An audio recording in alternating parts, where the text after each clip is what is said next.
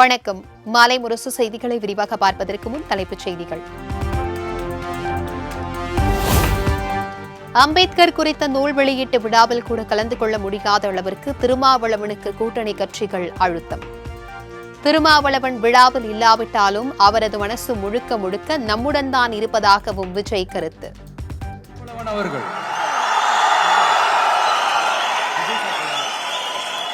அவங்களால இன்னைக்கு வர முடியாம போச்சு. அம்பேத்கர் அவர்களுடைய புத்தக வெளியீட்டு விழாவிற்கு கூட அவரால் கலந்துக்க முடியாத அளவிற்கு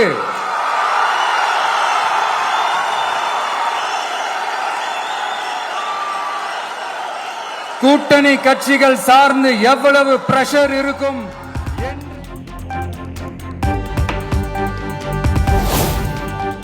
கூட்டணி கட்சிகளை மட்டுமே நம்பி இருமாப்புடன் 200 தொகுதிகளை வெல்வோம் என சிலர் எகத்தாளம் பேசுவதாக விஜய் விமர்சனம்.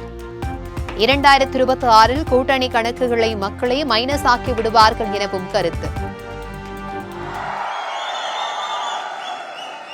இருமாப்புடன் 200 வெல்வோம்.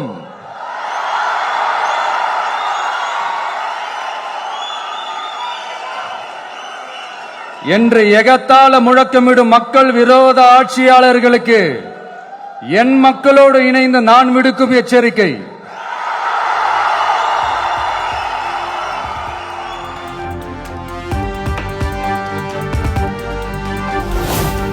மக்களுக்கு தேவையான அடிப்படை வசதிகளை வழங்கக்கூடிய அரசுதான் மக்களுக்கு தேவை என விஜய் கருத்து. நல்ல அரசு அமைவதே அனைத்திற்கும் நிரந்தர தீர்வாக இருக்கும் எனவும் பேச்சு. தமிழ்நாட்டு மக்களுக்கு தேவையான அடிப்படை வசதிகளை பாதுகாப்புடன் முழுமையாக அளிக்கும் மக்களை உண்மையாகவே நேசிக்கிற ஒரு நல்ல அரசு.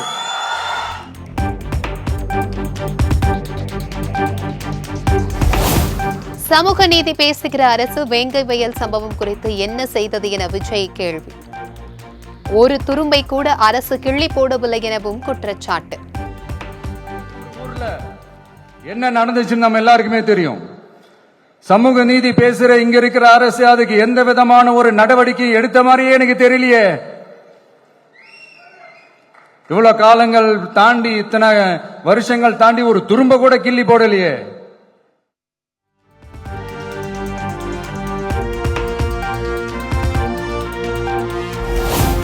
ஒருமித்த கருத்துடன் தேர்தல் ஆணையர்கள் தேர்வு செய்யப்பட வேண்டுமென தவேக தலைவர் விஜய் வலியுறுத்தல். தேர்தல் முறையாக நடைபெறவில்லை என கூறவில்லை எனவும் விளக்கம். பட் சுதந்திரமாகவும் நியாயமாகவும் தான் தேர்தல் நடக்குது அப்படிங்கிற அந்த அசைக்க முடியாத நம்பிக்கை நம்ம ஒவ்வொரு இந்தியனுக்கும் இருக்கணும்னு தோணுச்சு. அது அமையணும்னா தேர்தல் ஆணையர்கள் கான்சென்சஸ், அதாவது ஒருமித்த கருத்து அடிப்படையில் மட்டும்தான் நியமிக்கப்பட வேண்டும் அப்படின்றதான் என்னுடைய ஒரு வலிமையான ஒரு கோரிக்கை.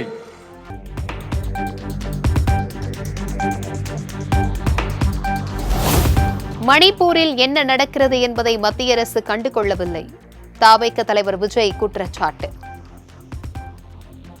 இன்னைக்கு மணிப்பூர்ல என்ன நடக்குதுன்னு நம்ம எல்லாருக்குமே தெரியும். ஆனா அதை பத்தி கொஞ்சம் கூட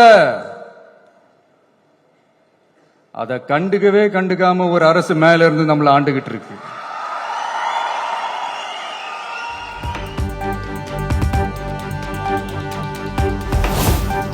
ஏப்ரல் 14 அண்ணல் அம்பேத்கரின் பிறந்த நாளை இந்திய ஜனநாயக உரிமைகள் தினமாக அறிவிக்க வேண்டும். மத்திய அரசிற்கு தவேக தலைவர் விஜய் கோரிக்கை.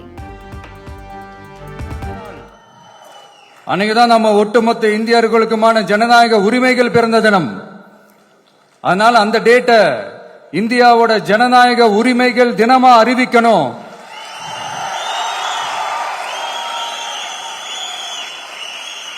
அப்படின்றதா என்னுடைய இன்னொரு தாழ்மையான ஒரு வேண்டுகோள்.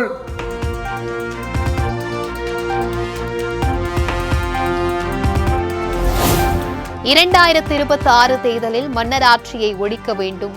விசிக துணை பொதுச் செயலாளர் ஆதவ் அர்ஜுனா பேச்சு. பிறப்பின் அடிப்படையில் முதலமைச்சரை தேர்ந்தெடுக்க கூடாது எனவும் வலியுறுத்தல். 2026 தேர்தலுக்கான பணிகள் 2026க்கான தேர்தலுக்கான பணிகள் மன்னர் ஆட்சியை ஒழிக்க வேண்டும்.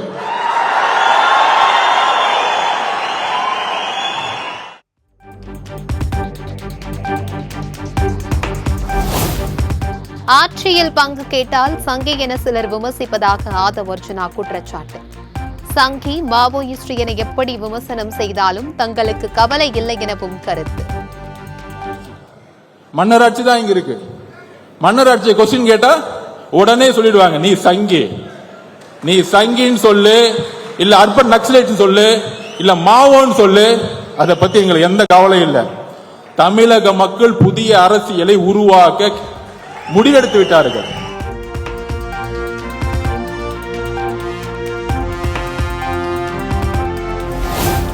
தமிழகத்தில் சாதி அடிப்படையில் அமைச்சர்கள் நியமனம் செய்யப்படுவதாக ஆதவ் அர்ஜுனா விமர்சனம். கருத்தியல் தலைவர் தான் தமிழகத்தின் முதலமைச்சராக இருக்க வேண்டும் எனவும் கருத்து. 60% இருக்காங்க, அதனால தூக்கி அமைச்சரை போடு. ஒரு தண்ணீர் தொட்டியில மலத்தை கலந்துருக்காங்க, ஒரு வாரமா அந்த தண்ணியை குழந்தைகள் குடிச்சிட்டு இருக்காங்க. ஆனா இன்னைக்கு வரைக்கும் நம்மளால கண்டுபிடிக்க முடியல.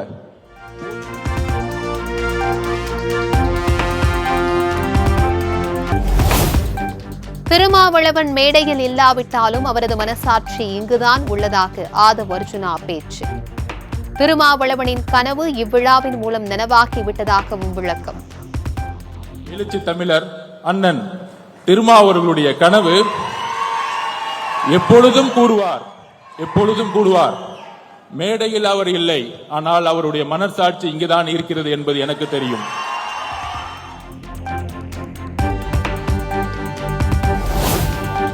திமுக வெற்றி பெற மிக முக்கிய பங்காற்றியது ஆதவ் அர்ஜுனா என விஜய் பங்கேற்ற அம்பேத்கர் குறித்த புத்தக வெளியீட்டு விழாவில் வீடியோ வெளியீடு.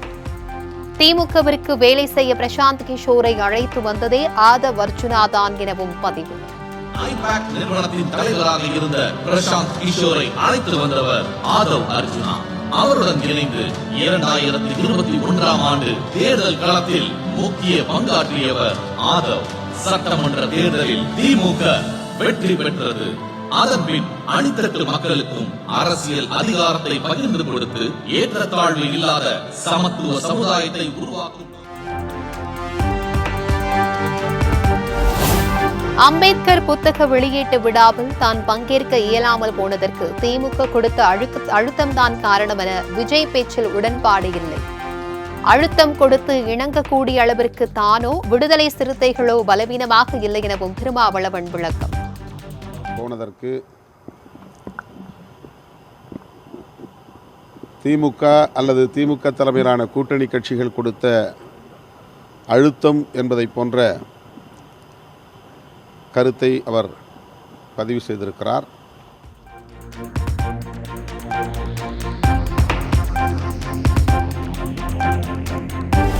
தாவேக்கு விசிக கூட்டணி அமைப்பது குறித்தான செயல் திட்டம் வகுக்க வேண்டும் என்பது ஆதவ் அர்ஜுனாவின் தனிப்பட்ட எண்ணமாக இருக்கலாம். விசிக எப்போதும் திமுக கூட்டணியில் தான் தொடரும் எனவும் திருமாவளவன் திட்டவட்டம். சொல்லியிருக்கிறேன். அந்த கூட்டணியை உருவாக்கியதில் விடுதலை சிறுத்தைகளுக்கும் ஒரு பங்கு உண்டு. அந்த வகையில் நாங்கள் அந்த கூட்டணியில் தொடருவோம் என்பதை பல முறை சொல்லியிருக்கிறேன். இப்போதும்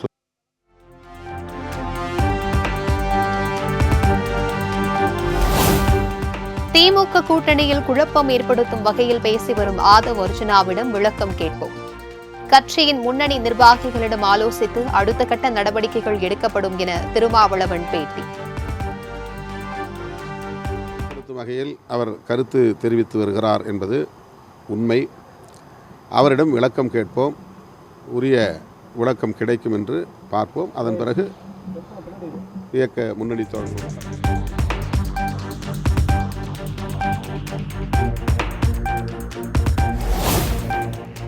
திமுகவின் அரசாட்சியோடு ஒரு வேடம், திமுக கூட்டணிக்கு எதிராக ஒரு வேடம் என இரட்டை வேடம் போடுகிறார் திருமாவளவன். இது நேரத்திற்கு ஏற்ற முடிவு செய்து கொள்ளலாம் என்ற முன்னெச்சரிக்கை முடிவா அல்லது எச்சரிக்கை செய்யும் முன்னோட்டமா எனவும் தமிழிசை சவுந்தரராஜன் கேள்வி.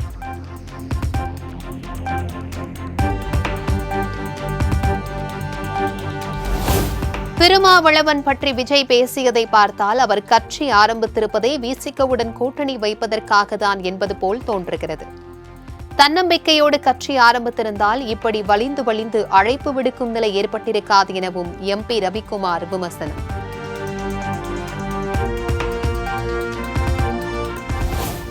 விஜயை அழிக்கத்தான் இந்த கூட்டமே நடந்ததாக அவரது ஆதரவாளர்கள் குமுறல். விஜயை படுகொலியில் தள்ள போவதாகவும் ஆதங்கம். தாழ்த்தப்பட்ட மக்கள் மட்டும்தான் இங்கே ஏதோ இந்தியாவில் தமிழ்நாட்டிலையும் தாழ்த்தப்பட்டவரை மற்ற ஜாதியினரெல்லாம் கொலை பண்ணுற மாதிரியும் கொள்ளையடிக்கிற மாதிரியும் ரொம்ப ஒரு 18ஆம் நூற்றாண்டு கான்செப்டை வச்சு விஜயை அழிக்கிறதுக்காக தான்.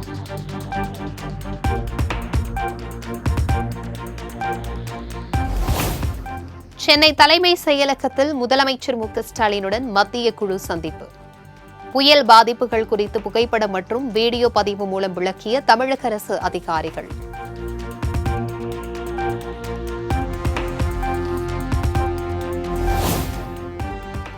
ஃபெஞ்சல் புயலால் பாதிக்கப்பட்டுள்ள தமிழ்நாட்டிற்கு மத்திய அரசு சார்பில் சுமார் 944 கோடி ரூபாய் நிதி ஒதுக்கீடு செய்ய மத்திய அரசு ஒப்புதல்.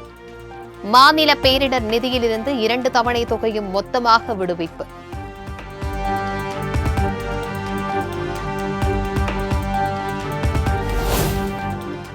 தமிழ்நாட்டில் புயல் பாதிப்புகளை சீரமைக்க 6675 கோடி ரூபாய் நிதி தேவை.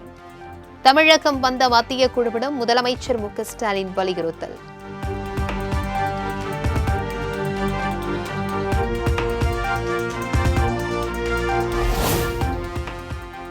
புயல் நிவாரண நிதியாக மத்திய அரசு ஒப்புதல் அளித்திருக்கும் தொகை போதுமானதாக இருக்காது.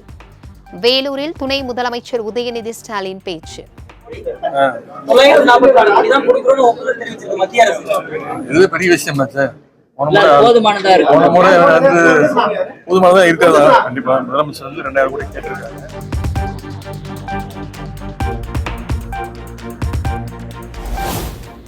விழுப்புரம், கள்ளக்குறிச்சி மாவட்டங்களில் ஏற்பட்டுள்ள வெள்ள பாதிப்புகளை மத்திய குழு இன்று ஆய்வு. நாளை திருவண்ணாமலை, கடலூரில் ஆய்வு மேற்கொள்கிறார்கள்.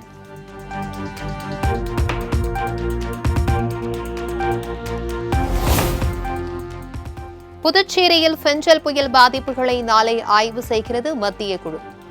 2 நாட்கள் ஆய்வு செய்து மத்திய அரசிடம் அறிக்கை சமர்ப்பிக்க திட்டம்.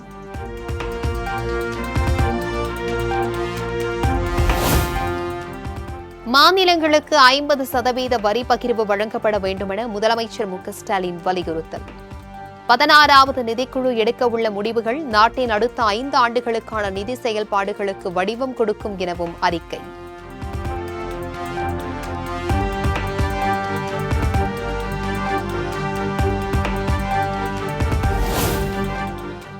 வக்ஃப் வாரிய திட்ட சட்டத்தை ஒன்றிய அரசு திரும்பப் பெற வலியுறுத்தி தமிழ்நாடு சட்டமன்றத்தில் தீர்மானம் நிறைவேற்ற வேண்டும்.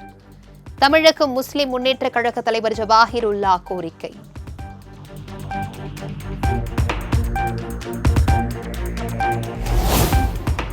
கோடநாடு கொலை கொள்ளை வழக்கில் எடப்பாடி பழனிசாமி, சசிகலா உள்ளிட்ட 8 பேரை குற்றம் சாட்டப்பட்டவர்கள் தரப்பு சாட்சிகளாக விசாரிக்க சென்னை உயர்நீதிமன்றம் அனுமதி.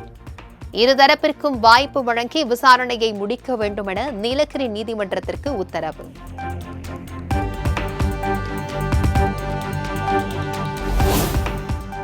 சமூக நீதி குறித்து அதிகம் பேசும் தமிழகத்தில் தலித்துகளுக்கு எதிரான குற்றங்கள் கடந்த 3 ஆண்டுகளில் 40% அதிகரிப்பு. சென்னை ஆளுநர் மாளிகையில் நடைபெற்ற அம்பேத்கர் நினைவு தின நிகழ்ச்சியில் ஆளுநர் RN ரவி குற்றச்சாட்டு.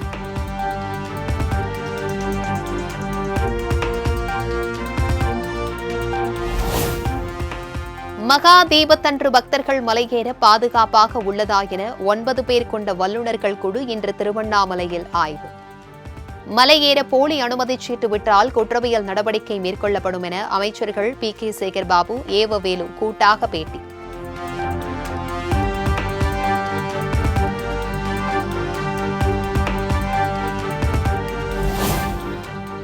திருச்சி வந்த ஹவுரா எக்ஸ்பிரஸ் ரயிலில் உரிய ஆவணங்களின்றி கொண்டுவரப்பட்ட 75 லட்சம் ரூபாய் பறிமுதல். வருமான வரித்துறைக்கு தகவல் தெரிவிக்கப்பட்டதை அடுத்து விசாரணை தொடக்கம்.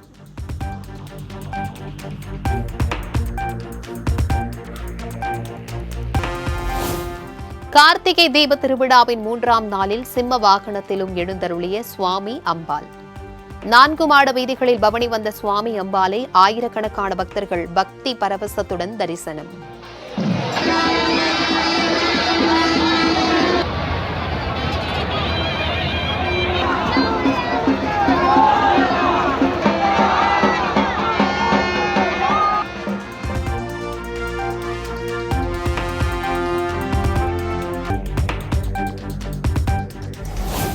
சங்கரன் கோவில் சங்கர நாராயண சுவாமி கோவிலில் மழை வேண்டி 108 திருவிளக்கு பூஜை. திரளான பெண்கள் பங்கேற்று விளக்கில் தீபம் ஏற்றி வழிபாடு.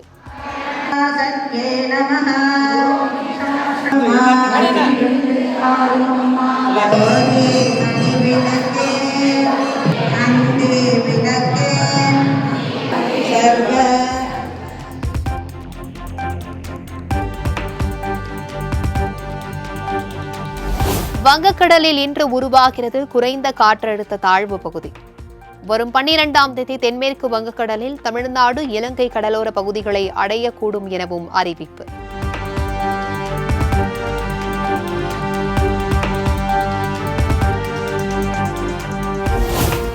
வருகிற 11 மற்றும் 12 ஆகிய தேதிகளில் தமிழக வடகடலோரம் டெல்டா மாவட்டங்களில் ஓரிரு இடங்களில் கனமழைக்கு வாய்ப்பு.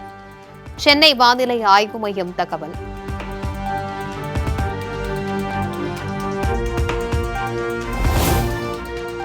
அசாம் மாநில அமைச்சரவை இன்று விரிவாக்கம் செய்யப்பட உள்ளதாக முதலமைச்சர் ஹிமந்த பிஸ்வா சர்மா அறிவிப்பு. ரூபேஷ் கோலா, பிரசாந்த் முகான் உள்ளிட்ட 4 எம்எல்ஏக்கள் அமைச்சராக உள்ளதாக தகவல்.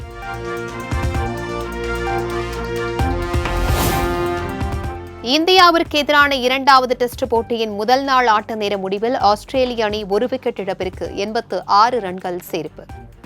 முதலில் விளையாடிய இந்தியா 180 ரன்களுக்கு ஆல் அவுட் ஆன நிலையில் ஆஸ்திரேலியா நிதான ஆட்டம்.